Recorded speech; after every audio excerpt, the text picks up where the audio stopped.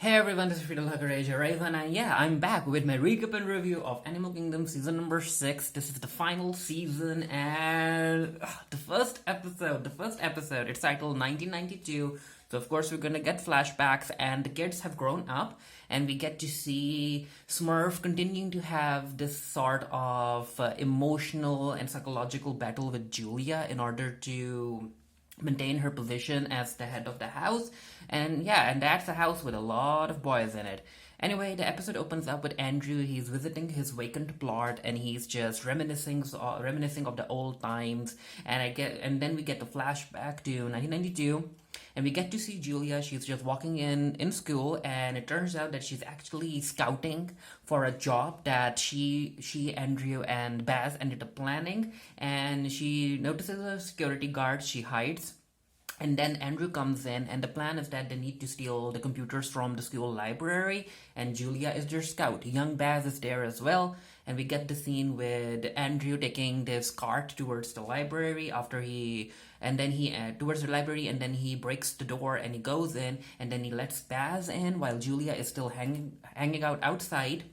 And I'm like, Julia, you're supposed to be the scout, right? You should be on the lookout for the security guard and whatnot. But now, she notices one of the head cheerleaders, a picture of her, and she ends up ruining her eyes. And while she's doing this, there's a teacher in school, and yeah, it turns out that Julia had no idea that the teacher was going to be in school, but there's apparently SAT preparations, and Julia tries to distract him, but no, Baz and Andrew run from the library with the computers, and of course the teacher notices, and he's like, wait, was that Andrew, Julia? Was that your twin brother? And Julia's like, no, I don't think so. And he's like, no, he came out of the library. Let's go. And the teacher goes into the library, and he notices that the computers are missing, and he drags Julia by her arm. And he's like, yep, you're coming with me. And while that's happening, Baz and Andrew are putting the computers into the van, but Andrew's like, no, I have to go back. I have to get my sister. And Baz is like, she can handle herself. But no, Baz goes in, and he ends up body slamming the teacher that's pulling Julia along, and then he ends up picking up his skateboard, and he's like, run, Julia, run. And I'm like, Andrew, you're really out there hitting teachers now? This is bad. So we have a chase sequence, and Julia comes out. Baz is in the van outside the school, and he's like, "Come on in." And Julia goes. She sits in the van. Andrew tries to run towards the van, but he gets caught. And Julia gets out of the van, and Baz is like, "Damn it!" And Baz just drives away. And I'm like, wow. So I guess I wouldn't say that Baz is a coward per se, but I think he realized that he wouldn't be able to help those two, and he had the computers already in the van, so he had to drive off. However, as far as Julia and Andrew are concerned, I think this entire sequence showed that they will always look out for each other, and they're never going to let one of them fend for themselves. So with Andrew fighting one of the security guards, Julia tries to tell him to stop, but because he's really beating this guy on the ground with a skateboard, and I'm like, Andrew, you guys are gonna get expelled.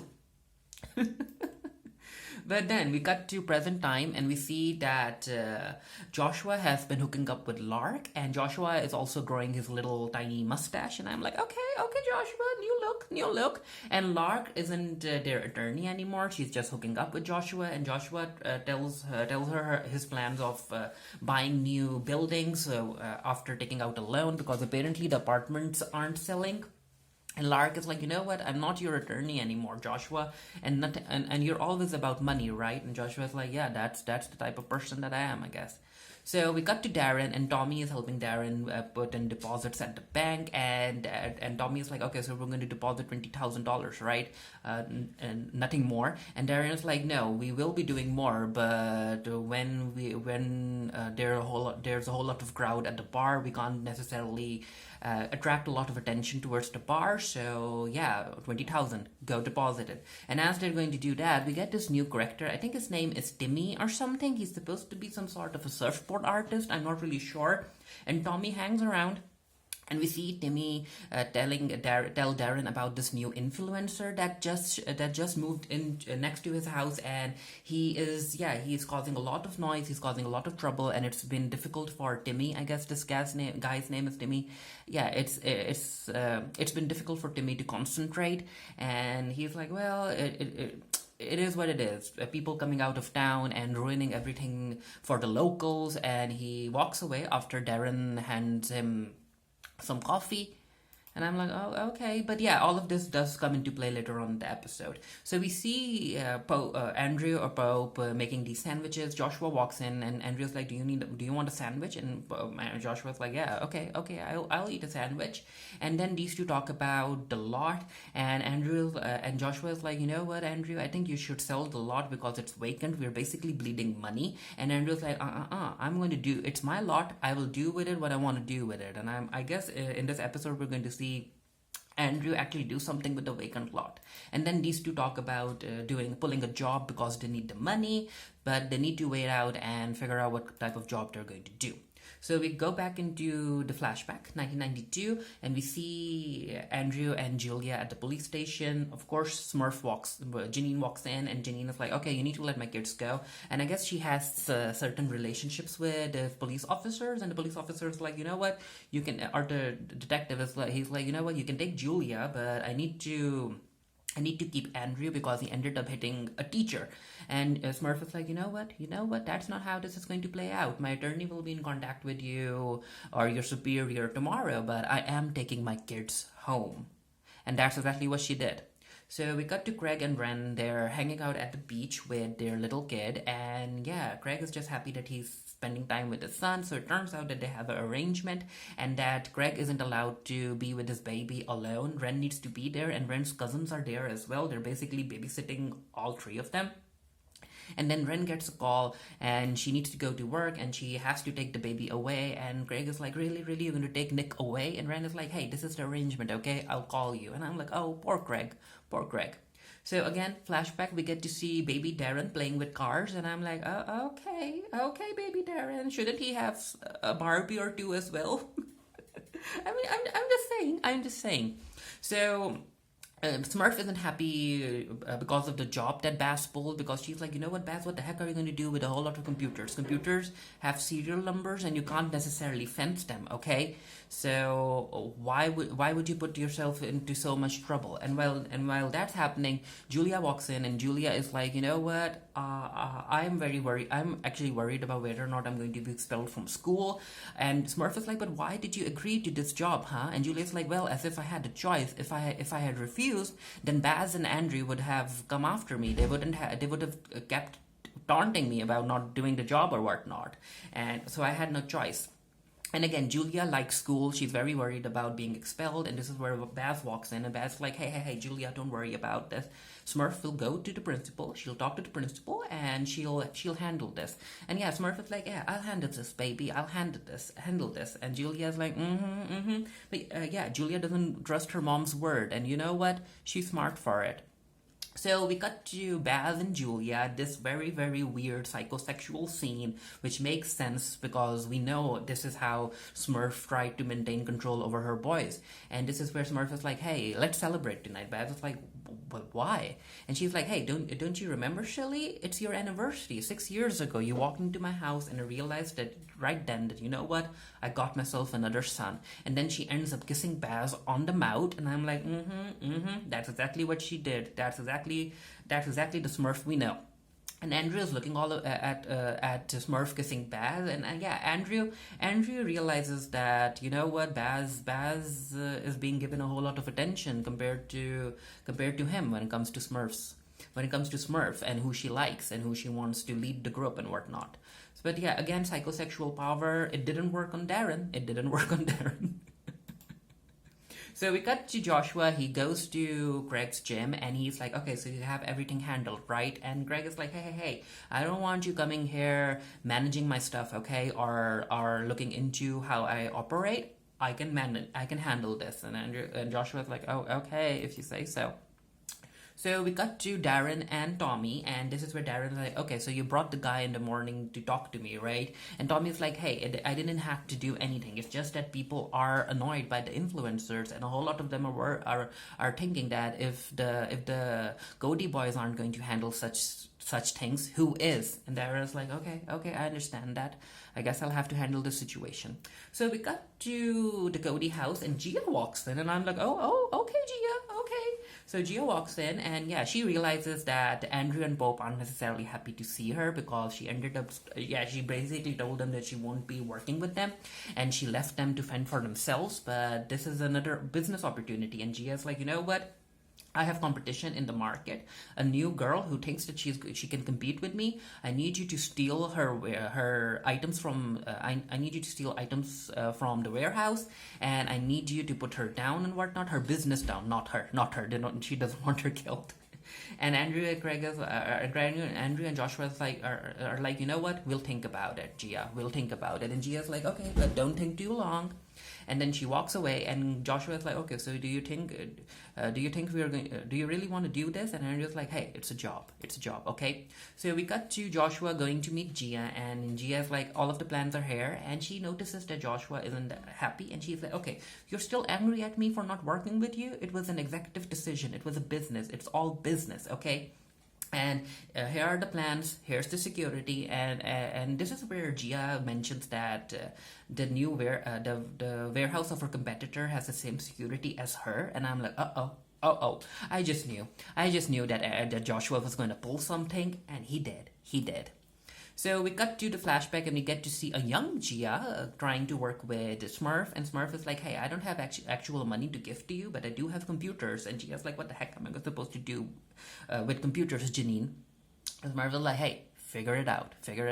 And Gia notices Julia, and she's like, okay, so she's 16. Do you remember when we were 16? Good luck, Janine, good luck. And then we cut to Deran and Greg, and they're scoping out the location, and they notice the cameras, they notice the sensors, and Greg is like, hey, we can cut through the roof, right? And Deran's like, well, that's going to cause a lot of noise. And Deran's like, Greg is like, hey, that's the plan. We need to get into the warehouse from the roof. We need to figure it out. So again, flashback, Baz and Andrew are working on the car, and Julia walks into the garage, and Baz notices her behind, so you can tell that Baz has the hots for Julia, and I'm like, Janine isn't going to like that. And Andrew notices that as well, but he doesn't say anything. So Baz is trying to flirt with Julia, but Gia walks in, and Gia is like, hey Baz, I need you to deliver these computers to this address. Bye. So we got to the Cody house, and Joshua and Andrew are going over the schematics of the warehouse that Gia gave them, and Greg is at the back, and he's trying to be part of the conversation, part of the plan, but I guess he's being ignored. And they do figure, and yeah, Joshua and Andrew do realize that they need to get into the warehouse from the roof, but it's going to cause a lot of noise. But they'll figure it out. So I guess Greg feels that he isn't part of the group. His voice isn't being heard, and I'm like, well, that's nothing new for Greg. So we get a little montage of Andrew making this weird claw-like contraption that he's going to use during the job. And then we cut to Deran, and he decides to go to the influencer's house, and he's having a party. And I think the influencer's name is Carson, and his fandom is called Carcinogens. And I'm like, that's just obnoxious and annoying. So Deran walks in, and of course this kid and the others recognize Deran, and they're like, oh, trouble. And Deran tells the kids to go, and they're like, yeah, we need to go. And of course Carson doesn't like that. Carson's like, hey, what are you doing? Why are you here? Get off my property. But yeah, Deran doesn't have time for all of that drama. And he basically smashes a bottle, right in Carson's face. And I'm like, oh. And I'm like, sis, girl.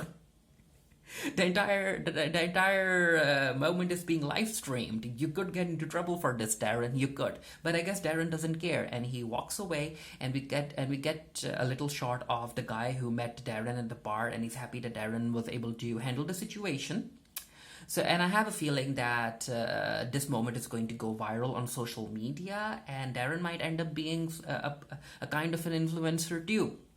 Let's see. So it turns out that to counter all of the noise that's going to be created as they try to make their way into the warehouse, they figure that they'll use fireworks. So Joshua ends up lighting the fireworks. They start exploding in the sky, and Andrew goes to work. He cuts a piece of the roof, and Craig and Andrew go in, and they start stealing all of the stuff. And Deran is getting ready to burn the warehouse down. And once they have stolen the important items, they burn the warehouse down, and they drive off. And here I was like, you know what? I have a feeling that they did this to Gia. I think they did this to Gia, and yep, they did this to Gia. So flashback, and we see Janine talking to the principal, and the principal is like, you know what, Andrew is expelled, so I can't do anything about that. However, as far as Julia is concerned, she has a lot of potential. She isn't being challenged enough. So I really feel that with the proper support from the school, extra classes, and proper support from home, she can really tap into her potential. So basically, we know that Julia is a smart kid. Joshua basically got that from Julia and Smurf, his smartness. And Jeannie's like, So we cut to Andrew getting to interact with Gia after her warehouse got burned down, and Gia's like, why would you do that? Smurf would have never done this. And Andrew's like, you know what? Smurf would have done worse. And you ended up abandoning us the moment she died, and so you don't get to talk to us about being a family because you ended up working with our mom. And Gia's like, it was a business decision, okay? It happens. And my clients are going to be happy with what you did. So watch your backs. And Andrew's like, bye-bye, bye-bye. So we cut to the Cody house, and everyone is just being happy that they ended up stealing a lot of stuff that's going to be that can be sold off for a lot of money. And Craig gets a call, so he walks away. Deran decides to go to the car to get some cigarettes, and we get to see Joshua and Andrew getting to bond a bit over what they did, because Andrew's like, you know what, your mom would have loved what you did to Gia, and Joshua's like, why? Well, it's because Julia ended up hating Gia because she was a bit too much like Smurf, which makes sense. So Deran gets the cigarettes, and it turns out that the call that Greg got from Ren, it was basically Ren canceling on him again for another week, and Greg is upset. He's like, I won't be able to see Nick for another week, and Deran's like, hey, chill, man, chill. The baby's an infant. It's not like he's going to remember anything. And Greg is like, you don't get to say this to me. It's your fault that I'm in this predicament in the first place, okay? And Deran's like, what the heck does that mean? And Greg is like, well, you should have listened to me. You should have agreed with me when I told you that we should have gotten Nick when I planned it in the first time, and now I can't meet my own son. I have to wait another week. And Darren's like, wait. Is this about Nick, or is this about how Ren is controlling your life? Huh? I think there's another bigger issue going on. And Deran walks away.